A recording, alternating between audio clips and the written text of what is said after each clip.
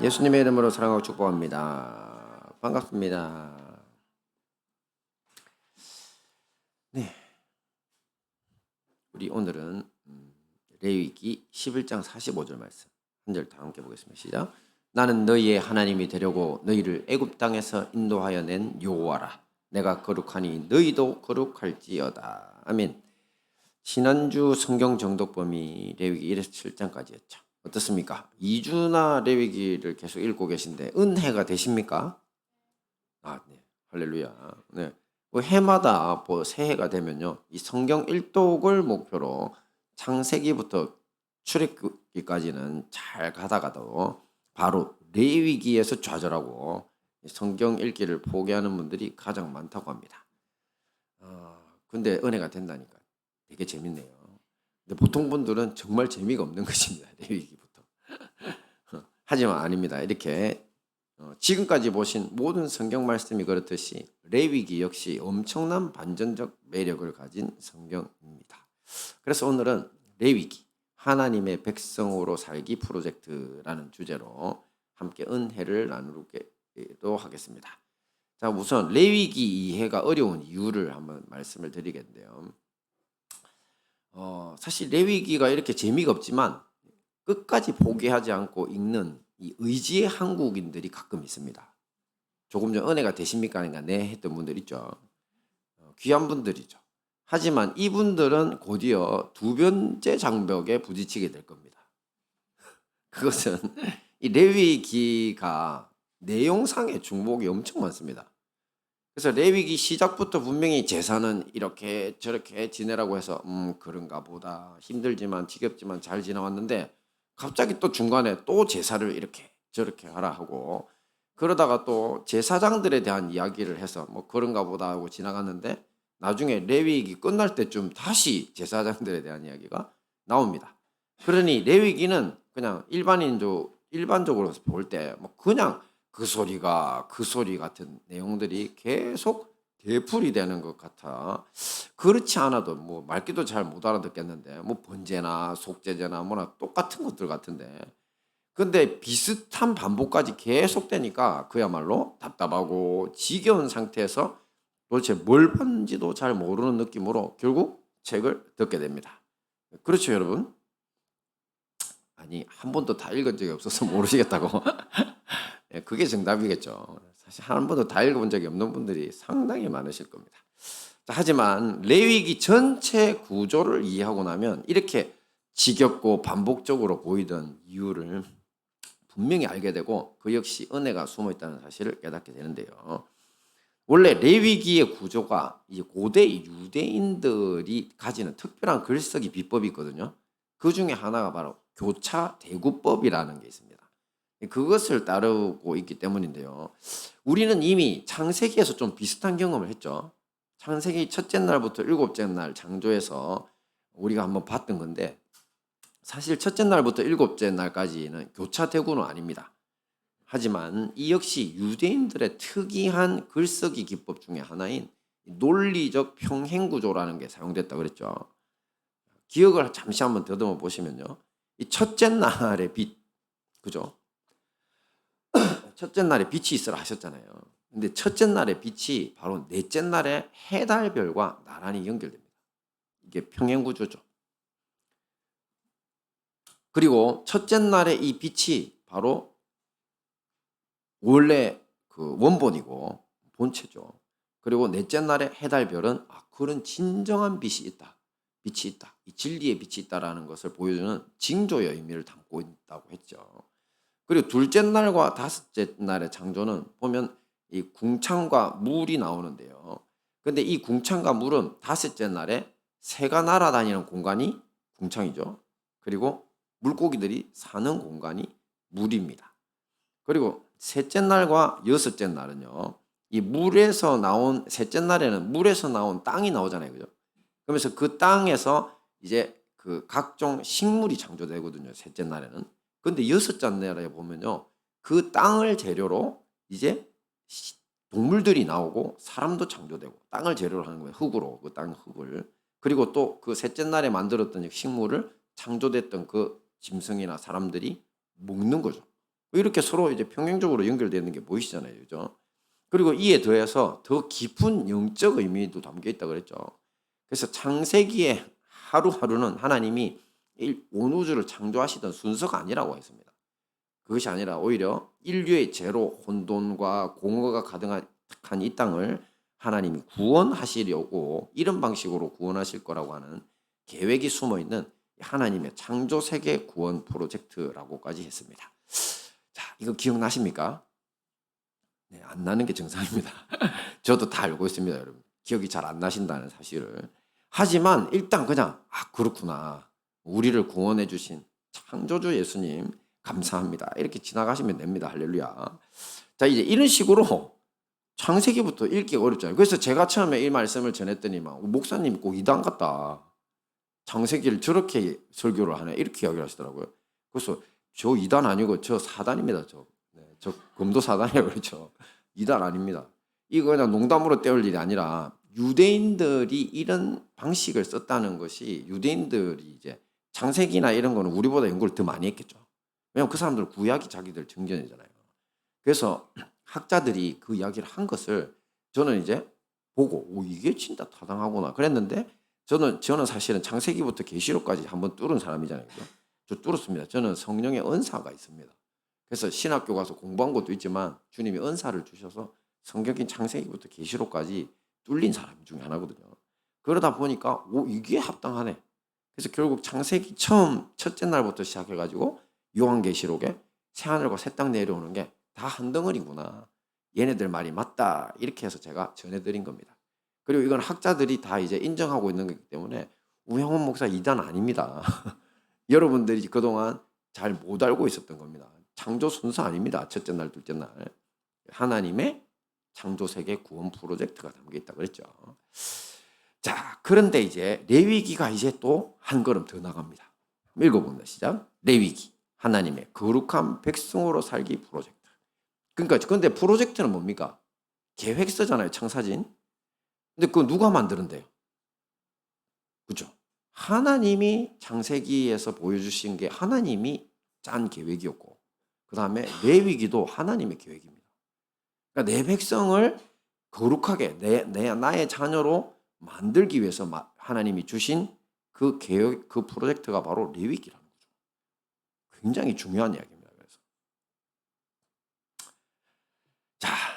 그래서 이러한 정말 중요한 이 하나님의 이 백성 만들기 프로젝트 이것을 이루기 위해서 하나님이 이걸 주셨는데 그 주신 것을 이제 레위기 기자가 이제 쓸 때 이제 창세기하고는 조금 다른 교차 대구법이라는 것을 사용해서 당시 유대인들은 쉽게 알아들을 수 있도록 만들어 놨다는 거죠.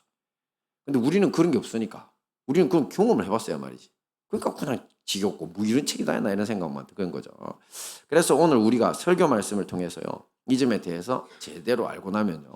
이 레위기 전체 윤곽이 잡혀가지고 생각보다 말씀 읽기가 레위기 읽기가 쉬워지고 은혜도 많이 될 겁니다. 한번 자세히 살펴보겠습니다. 봅니다. 시작. 대속죄. 네. 원래 교차대구법이라는 거는요. 이 저자가 자기 아이디어나 핵심 주제를 한 가운데다가 딱 줍니다. 한 가운데. 그러니까 글의 한 가운데다가 딱 놓고 그래 놓고는 어떻게 하냐면 그 시작에서 한 가운데까지 그리고 또 한 가운데서 끝까지를 이제 서로 이렇게 대칭적으로 마주보게 합니다. 예를 들어 갖고 A에서 B, C, D가 한 가운데라고 치면 요 뒤쪽 부분은 또 저 끄트머리에서 또 A-, B-, C- 이런 식으로 서로 이렇게 끄트머리에서 이제 마주보고 있게 되거든요. X 대칭이라는 표현도 쓰긴 하는데 하여튼 좀 특이한 방식입니다. 자, 그러니까 제일 중요한 거는 뭐냐면 한 가운데가 누구냐, 뭐냐 하는 거죠. 그죠? 레위기 한 가운데. 저자가 정말 강조하고 싶은 그 한 가운데. 그게 뭐라고요? 읽어봅니다. 시작. 대속죄일. 그렇습니다. 레위기 16장의 대속죄일이 제일 중요한 주제라는 거죠. 대속죄일은 여러분 뭡니까? 이거 역시 어디선가 봤던 기억이 안 나세요? 그것도 몇 주 전에 봤는데 기억 안 나는 게 정상입니다. 할렐루야. 자, 느헤미야와 함께 봤잖아요. 느헤미야가 150년이 넘는 세월 동안 이 무너져 있던 성벽을 이스라엘 백성들을 데리고 무려 52일 만에 그냥 완성했잖아요. 기적이 일어났죠. 그러니까 그 기적을 맛봤던 이스라엘 백성들이 갑자기 모여가지고 대각성의 시간을 가졌잖아요. 그때까지는 그 사람들 다 팽개치고 있었다 그랬죠. 뭐 대속죄일이니 나팔절이니 뭐 몰라 이랬던 사람들인데 하나님의 기적을 맛보고 몰려들었다고 했잖아요. 그때 나왔던 게 바로 대속죄일입니다. 이스라엘 백성들은 좀 특이하게도 이스라엘 백성들은 뭐가 있었냐면 이제 달력에 1년에 2번의 새해가 있었다고 그랬죠. 우리도 신년 구정 있잖아요. 그죠? 신정 구정. 그것처럼 그 사람들도 있는데 우리는 딱 붙어 있는데 그 사람들은 1월 달은 저기 뭡니까? 6월절이 시작되는 달이라고 해서 새해. 그다음에 7월 달에 저기에 바로 나팔절, 대속죄일, 뭐 그다음에 초막절 이렇게 세 개나 크게 있어 가지고 뭔가 새로운 영적 분위기를 일으키니까 그것도 새해로 봤거든요. 근데 그때에 바로 이 10일 날이 대속죄일입니다. 10일. 근데 이 대속죄일에는 온 나라가 빠짐없이 모든 사람, 어린아이부터 어른들까지 다 금식합니다. 그리고 각자 자기 집에서 자기 죄를 하나님 앞에 통회하고 회개합니다. 그리고 레위기 16장 29절을 보면 스스로 괴롭게 해라고 있거든요. 그러니까 어떤 때는 자기 옷도 찢고 머리에 그것도 무릅쓰고, 왜냐하면 이게 자기가 가지고 있는 용서받지 못할 엄청난 죄들이 있거든요. 그걸 그날은 다 용서받을 수 있습니다. 사실은 이제 레위기를 통해서 보면 알겠지만 앞에서 여러분들이 읽었던 뭐 속죄죄니 속건죄니 거기 보면요 다 뭐라고 했냐면 부지 중에 범한 죄라고 해가지고 이 과실죄들이거든요. 그래서 그냥 이 하나님 앞에 평상시에 들고 가는 재물에는요 고의죄는 안 들어 있습니다. 속건죄는 물론 뭐 남에게 잘못한 거지만 그래도 그것 역시도 부지 중입니다. 그러니까 사실 고의 범죄는 용서받을 길이 없는 상태입니다. 그런데 유일하게 이 대속죄일 7월 10일만 모든 고의죄까지 대신에 회개라는 전제가 있습니다.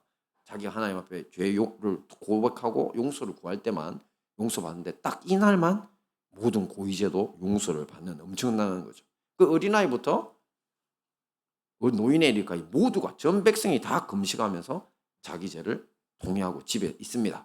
그러면 그때 뭐냐? 바로 대제사장 혼자만 이제 하나님의 성소로 갑니다.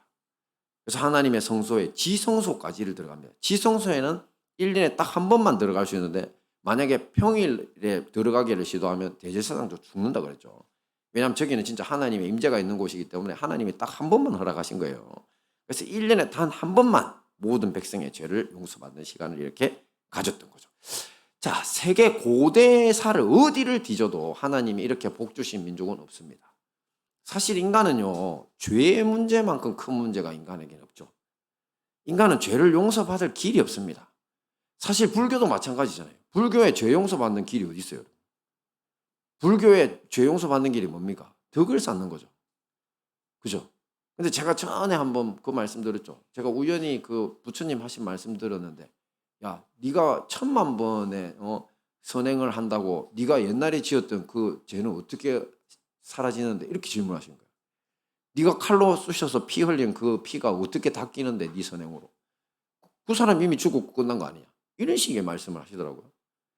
본질적인 이야기죠. 그러니까 인간은 자기 죄가 과거에 흘렸던, 현재에 흘렸던 피를 다시 닦아낼 수 없습니다. 그 사람 못 살려냅니다. 인간은 죄에 대해서는 무능합니다. 그래서 할 수 있는 게 고작 남한테 덕을 쌓는 정도밖에 안 됩니다. 그래서 그걸 통해서 윤회의 바퀴에서 벗어나고자 애쓰는 게 불교거든요. 그것도 죄가 바닥에 깔려있다니까요. 죄 문제가. 그런데 이스라엘에서는 공식적으로 1년에 단 한 번 대제사장이 백성들을 대신해서 들어가서 하나님 앞에 용서받고 나오면 모든 죄가 없는 걸로 쳐주는 겁니다. 놀라운 일이죠. 자, 이 대속죄일에 대한 율법은요, 모세 시절부터 하나님이 주셨지만 사실 그때로부터 어떤 사건을 사실은 이제 예비하고 있었습니다. 무려 1300년 후에 일어날 사건을 이제 예언적으로 준비하고 있었던 거거든요. 이 대속죄일. 그 사건이 뭘까요? 그렇습니다. 십자가 대속입니다. 십자가는 창조주 삼위일체의 하나님이시고 우리 온 우주 창조하신 창조주시죠. 성자 하나님이신 예수님이 이 친히 인간의 몸을 입고서 세상에 오셨죠. 그래서 자기를 십자가에 희생해서 유대인뿐만 아니라 온 인류를 위한 이 대속죄 일을 치르신 겁니다. 사실 앞에 대제사장이 하나님의 지성소 앞에 들어갈 때 저렇게 희생을 하고 들어가요. 피를 가지고, 짐승의 피를 가지고 들어가야 되거든요. 근데 예수님은 하나님이시니까 아무 죄도 없는 자기 자신을 가지고 피를 흘리시고 인류를 위한 대속죄 일을 이루어 내주신 거죠. 그 덕분에 우리는 이제 예수님의 보혈을 의지해서 인류 어느 누구라도 회개하고 예수님 붙잡으면 하나님의 보좌 앞으로 나갈 수 있게 된 것입니다. 할렐루야. 이렇게 고대 이스라엘 백성들은 대속죄일을 삶의 중심에 두고 오늘날 우리는 예수님의 십자가 대속을 우리 삶의 중심에 두고 이렇게 하나님의 백성으로서 새로운 인생을 살 수 있는 그런 길이 열리게 된 거죠. 그러니 이 어찌 놀랍지 않고 은혜롭지 않은 일입니까? 그죠? 그래서 레위기의 한가운데 16장 여기 핵심이 대속죄일이라는 거예요. 그런데 이 부분에 대해서 진짜 정말 조심해야 됩니다. 그 중에는 어떤 사람들은 그렇다면 오늘날 우리에게 이제 레위기는 더 이상 필요가 없네? 예수님이 대속죄를 이뤘으니까 레위기가 다 이야기하는 핵심부 그렇으니까 이제 필요 없네? 아이고 참. 근데 여기에 이거보다 더 경솔한 답이 하나 있는데 뭐냐면 역시 구약의 제사가 정말 번거로우니까 우리 예수님이 이제 우리를 편하게 해주셨구나 이렇게 하는 거죠. 경솔한 대답이죠. 제가 알던 목사님 중에 한 분이 자주 이렇게 말씀하셨어요. 진짜 자주. 예수님 덕분에 그 번거로운 그 짐승 제사 안 지내도 됐다. 아이고 좋아라. 맨날 이렇게 사람들을 가르치고 설교도 하셨거든요. 제가 잘 아는 분이었습니다. 그런데 나중에 들어보니까 충격적이게도 이분이 큰 죄를 지어서 감옥에 다녀오시고 그 후에 목회도 그만두셨다는 소식을 지인을 통해서 들었습니다. 자, 그렇습니다. 레위기의 형식적 제사나 율법이 불편한 것 사실입니다. 하지만 예수님이 우리의 편하게 해주시려고 십자가 지신 것 아닙니다. 말도 안 되는 소리인 거죠. 우리 삶의 중심에 그분의 십자가 대속의 피가 자리를 잡으면 그러면 죄 없는 하나님의 거룩한 백성으로 살아갈 수 있게 되잖아요. 그죠? 그리고 이에서 더 나아가 고대에는 죄 없다까지가 용서였지만 이젠 예수님 믿으면 어떻게 되는 줄 아십니까? 너 의롭다 해주십니다. 너 죄인이었는데 너 이제 의롭다니까. 레벨이 바뀝니다. 이게 예수님의 이 큰 사랑, 이 숭고한 희생 앞에 겨우 한다는 소리가 짐승 제사 안 지내서 얼마나 좋아. 죄 용서받아. 그죠? 그러니까 이런 사람들은 뭐 하느냐면 십자가 희생 덕분에 이제 죄 지을 때마다 이렇게 용서가 쉽네? 주님 용서해 주세요. 땡큐. 이 한마디만 하면 된다고 생각하는 거죠. 그렇죠? 그래서 제가 그 목사님 감옥 갔다 소리 들었을 때 미쳐버려요. 진짜 속이. 그 말씀을 듣고 그와 같이 행동하는 게 목사가 그러는데 안 그래요? 예수님이 자기 죄 지은 거 그냥 빨리 용서해 주시는 방식으로만 사는 그게 복음인 줄 아니까. 그러니까 그 인생을 망쳐버린 거예요. 망친 거잖아요, 자기도. 근데 그 가르침을 받은 성도들은 안 망칠까? 예? 너희들 죄 지어 그러면 예수님 여러분 회개만 해. 얼마나 쉬워. 그리고 그 다음 뭐 합니까? 또 가서 또 죄 지으면 되지 뭐. 그걸 뭐라 그러지 않아요? 구원파 신학이라고 그래요. 우리 교회에서 이단으로 치르죠. 그걸 뻔히 이제 그분 장로교 목사였는데 목회하면서 그렇다고 소리를 하고 있어요. 정신이. 그러니까 예수님의 그 십자가의 희생이 얼마나 고귀한지를 완전히 무시하는 거예요. 경솔하다 못해 천박하기 거지없는 사상과 생각입니다. 절대 그렇게 해서는 안 된다는 겁니다. 자, 이제 레위기의 핵심 주제인 대속죄일을 이제 이해하셨죠. 그 사람들에게 대속죄일이 우리가 예수님께 느끼는 이 정도 감정까지는 아니더라도 얼마나 어마어마했는지를 이렇게 생각해 봐라는 겁니다. 고대 어느 누구도 그런 축복을 누린 민족이 없습니다. 아브라함의 자손이라는 하나로 하나님이 언약을 하시면 끝까지 지키시니까 이런 축복을 받게 해주신 거죠. 자, 이렇게 레위기 핵심 주제인 대속죄일을 제대로 이해하셨으니까요. 그 대속죄일을 중심으로 이제 서로 마주보면서 하나님의 거룩한 백성으로 살아가는데 이 도움을 주는 장이 이제 나머지 내용들입니다. 그것들을 한번 보겠습니다. 같이 봅니다. 시작. 서로 마주보고 있는 장들. 사실은 이렇게 돼 있습니다.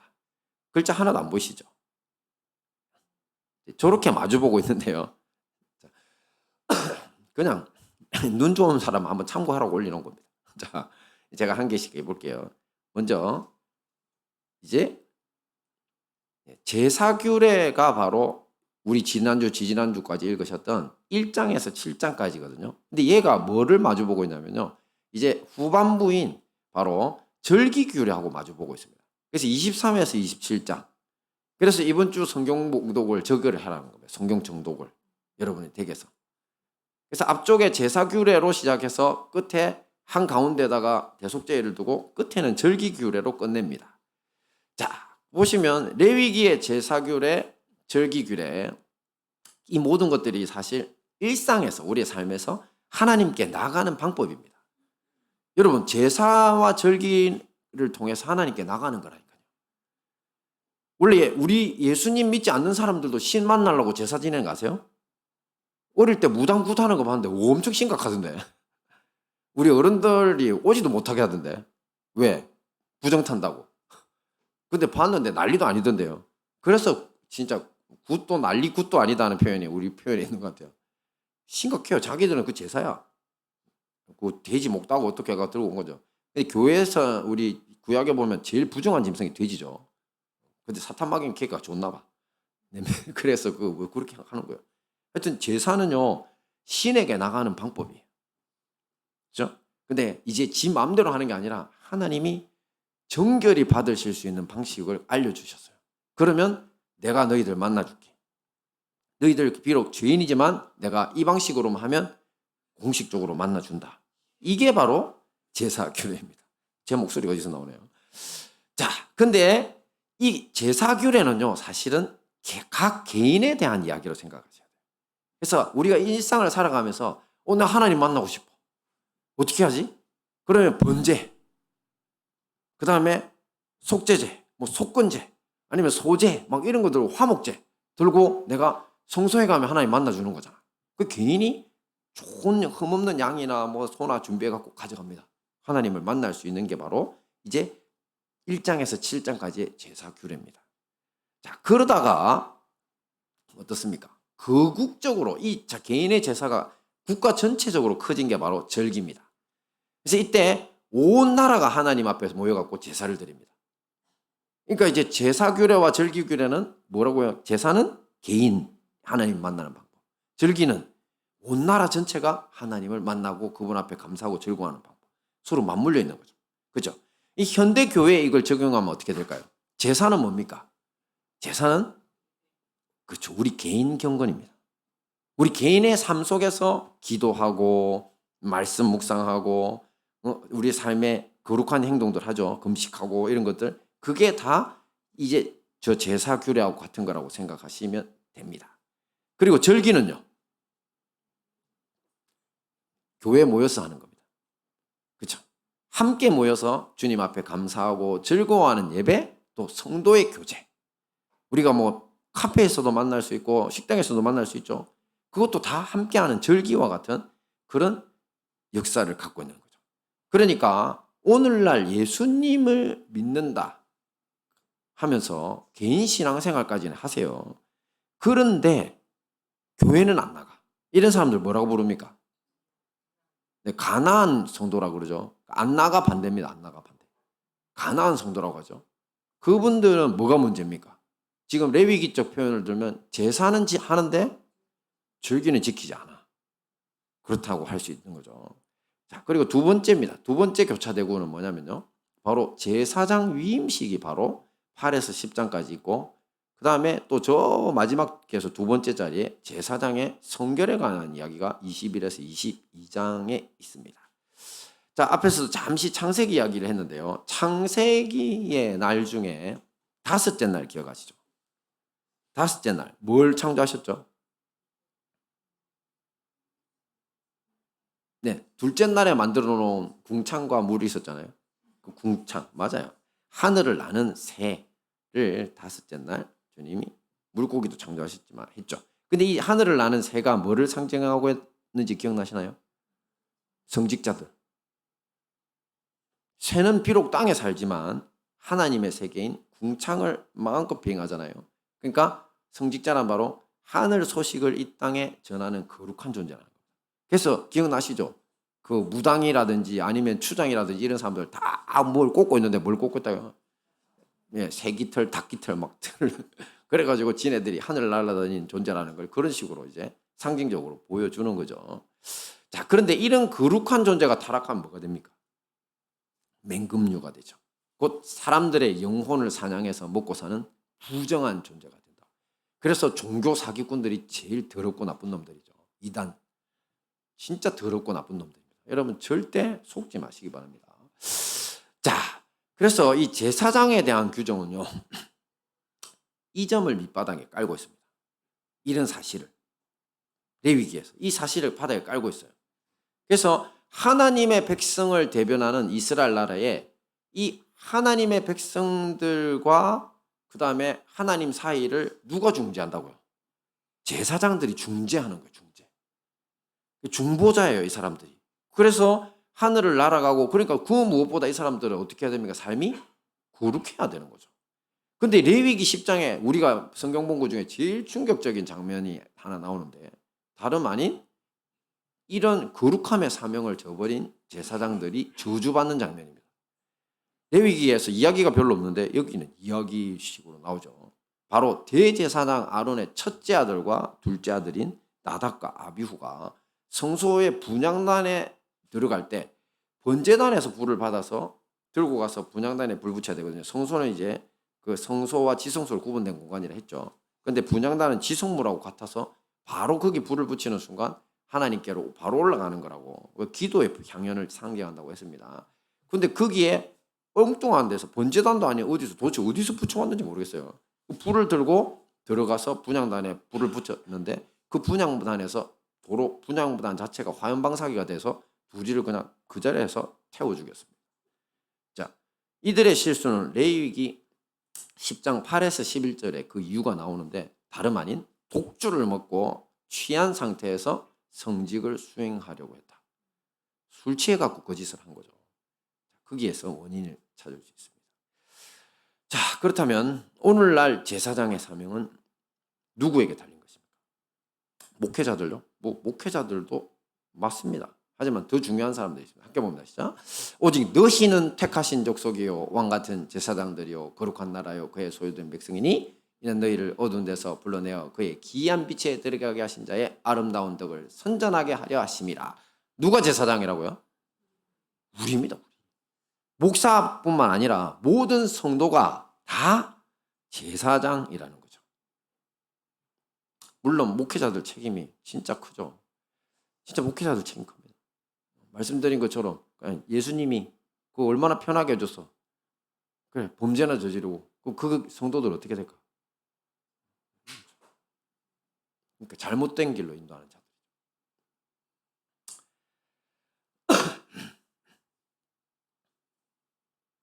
그러니 모든 성도들이 지금 하나님의 세계를 비행하고 하늘 소식을 전하기 위해서 여러분 모두 다 여러분 성도들이잖아요. 여러분들한테 제일 필요한 건 뭡니까? 영적인 성결입니다. 그래서 제사장의 성결 규정을 볼 때 누구 이야기로 보시라고요? 불에 타 죽은 두 아들을 볼 때 누구 아들로 봐라고? 자기 자식으로 봐라. 그리고 내 이야기라고 생각해라. 그렇게 하나님 앞에서 술 취해가지고 하나님의 앞에 나가는 거룩한 자리를 더럽혀 불이 화염방사기가 나와서 다 태워 죽입니다. 사실은 어차피 우리가 하나님 저버리고 살아가면 영원히 불타 죽겠지만 뭐 죽지도 못하고 지옥불에 타겠지만 얼마나 끔찍한 일입니까? 그죠? 그러니 나답과 아비후처럼 세상에 취해 살면서 살인하고 도둑질하고 간음하면서 살면요 절대 사명 감당 못하는 제사장이나 똑같은 꼴이라는 거죠. 그러므로 우리 모두 이 귀한 사명에 헌신하기 위해서 거룩한 제사장이 되기에 힘써야 할 것입니다. 다음 봅니다. 시작. 정결규례, 성결규례. 자, 이게 바로 이제 대속죄를 마지막 앞두고 나오고 저 끝에서 온 또 마지막 그 두 부분이거든요. 정결과 성결. 자, 정결은 뭐고 성결은 뭘까요?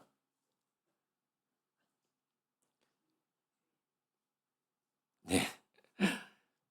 정결에 대한 구절 저기 11에서 15장 읽다 보면 내용들이 그런 겁니다. 그 부정한 음식 그리고 곰팡이 핀 거 그런 거 있잖아요. 그다음에 악성 피부병 또 몸에 고름이나 피가 유출되는 그런 병 그런 몸은 부정하다 정결하지 않다는 뜻이거든요. 반대말이죠. 그렇게 나오거든요.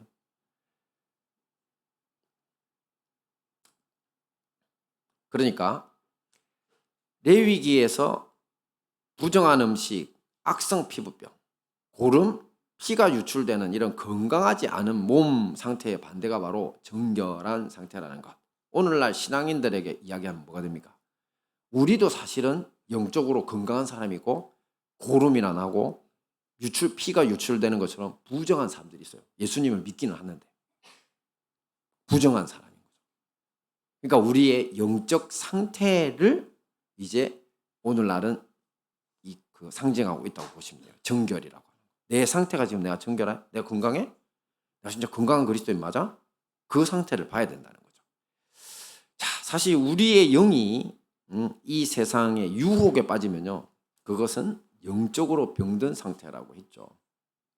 그렇게 되면 하나님께 나갈 수 없습니다. 그리고 죄에 취약해집니다. 그게 부정한 상태라는 거예요. 그래서 여러분 자기 마음 한번 들어보세요. 지금 재밌는 그 일러스트를 올려줬는데 유혹과 욕심이 맨날 발목을 잡고 계신 분들 손들어 보라고 안 할게요. 자기 마음에 손들어 보세요. 나는 날마다 무슨 성적 유혹이나 도박이나 한탕이나 이런 유혹들 욕심이 늘 내 발목을 잡고 있어. 그럼 이 사람은 교회 다니는 사람이긴 한데 어떤 사람? 부정한 사람이에요. 정결하지 않아요. 그래서 자기를 깨끗하게 해라고. 그래서 하나님이 부르시는 거죠. 깨끗하게 할 방법이 있어요. 그죠? 제사 드리면 돼요. 오늘날 제사는 주님 앞에 회개하고 기도하는 거죠. 자, 그리고 성결은 뭘까요? 성결. 이 성결이 사실 제일 중요한데 그 성결의 예를 그 구절 성경 레위기에서 찾아보시면 근친상간하지 마라. 동성애하지 마라. 짐승하고 교합하지 마라. 더러운 짓. 그러니까 곧 성적 순결을 말합니다. 성결. 그리고 부모 공경해라. 우상 숭배하지 마라. 거짓말 하지 말고 도둑질 하지 마라. 그리고 빈곤한 사람들 배려해라. 그리고 노동자들의 싹쓸 보장해줘라. 노동자 권리 보장이죠. 그리고 재판관이 공정하게 재판해라. 너보다 더 위에 재판장이 계시다는 걸 알고 네 마음대로 재판하지 마라. 등등 개인 윤리, 사회 정의, 이웃 사랑 등 이 공동체 윤리의 핵심 원리가 사실 성결 안에 다 들어 있습니다. 함께 봅니다. 시작. 나는 너희의 하나님이 되려고 너희를 애굽 땅에서 인도하여 낸 여호와라. 내가 거룩하니 너희도 거룩할지어다. 그렇습니다. 여기 거룩이 바로 앞에서 말한 개인적 정결, 영적인 건강 상태, 그리고 사회적으로 약자도 배려하고 다 해야 된다고 하는 정의로워야 된다는 그런 성결 상태를 다 일컫는 말씀입니다. 보통 우리가 하나님이 거룩하시다 할 때 여러분 어떤 그림이 떠오르세요? 하나님 거룩. 하나님 그랬잖아요. 내가 거룩하니까 너희도 거룩하라는데 그래. 하나님이 어떻게 거룩한데? 무슨 말씀 한번 해보세요. 어떤 그림이 그려집니까? 하나님이 저 우주 끝에 가 있고 인간은 손도 닿지 않는 진짜 무지무지 거룩한 곳에 살고 있는 것 같지 않아요? 그렇게 생각했죠. 아니라는 거죠. 말씀을 보시면. 이 세상으로부터 동떨어진 저 우주 밖에 계신 하나님의 상태를 거룩이라고 하는 게 아니라는 겁니다. 레위기가 알려주는 것. 바로 이 땅에 지구 위에서 하루하루의 삶에서 우리가 돌아봐야 될 영적 건강 상태가 거룩이고요. 또 그리고 개인적인 윤리, 또 사회 정의, 공동체 윤리가 모두 거룩입니다. 그러니까 나라 개판으로 만들어 놓고 도적질에 저 정치 지도자들 재판관들 지하고 싶은 대로 다 하고 그래서 그걸 싫어하는 거예요. 미워하는 거예요. 그리스도인들 미워하셔야 됩니다, 여러분. 대신에 나쁜 사람들 왜 기도해 주세요. 몰라서 그렇다고. 근데 왜 모를까? 내가 똑같이 사니까 하나님의 복음이 끝까지 안 가는 거지. 우리가 회개해야 되는 일이라고 했죠. 그게 거룩입니다. 그게. 현재 우리 대한민국의 기독교 실패하고 있습니다. 이런 걸 교회 실패라고 합니다. 신학적 용어로. 교회 실패하고 있습니다. 이 부분에서. 하늘 소식 전하는 거룩한 제사장의 사명은 고사하고요. 개인윤리 개판입니다. 지 마음대로 살죠. 유혹대로 살잖아요. 욕심대로 살고. 사회 정의 필요 없습니다. 자기한테 이익되는 대로 삽니다. 제가 맨날 욕하죠. 남북 갈라진 것도 뭐한데 동서로 분열시켜놓고 싸움 시키는데 이유는 내가 더 좋은 거 줄 테니까 내 편 찍으라는 거죠. 그죠? 사회정의, 공동체 윤리 그런 거 없습니다. 놈이 다 가져가려고 하죠. 이 모든 것들이 실패하고 있다는 징조가 계속 보이고 있죠. 사회적으로 학교에서 벌써 우리 어린 청소년들도 동성애가 급격히 늘어나고 있고요. 에이즈 환자 대부분이 청소년들입니다. 지금 그 성윤리, 무슨 성정체성 교육 그거 도입된 이후로 우리 아이들 어마어마하게 지금 동성애가 늘어나고 에이즈에 감염되고 있습니다. 그리고 이제 청소년들 인간의 몸이 그냥 물리적인 물체일 뿐이고 자기가 하고 싶은 대로 하는 게 인권이라고 가르쳐 놓으니까 하고 싶은 대로 안 되는 게 너무 많아. 어떻게 합니까? 죽어버리는 거지. 어차피 이 몸은 물체인데 뭐 유물론이에요. 그러죠. 죽은 뒤에 세상이 어디 있어? 급증하고 있습니다. 마약, 자살, 정치인, 법관, 지도층 타락은 말할 것도 없고. 제가 그랬죠. 이번에 대통령 후보 중에 다 기독교인들이었다고. 맞죠? 자기들 종교 그러는 거 보니까 제가 말씀드렸잖아요. 다 기독교인들이었어요. 떨어진 사람, 붙은 사람 다. 근데 그 사람들 보고 진짜 훌륭하게 사셨네 하는 사람들 몇 명 되는가요? 10년 전에 2015년 통계청 인구 주택 총조사라 그래요. 컨센서스 그러는데 전체 인구에 우리 대한민국 인구 한 5천 명 넘는데 무려 19.7%가 기독교랍니다.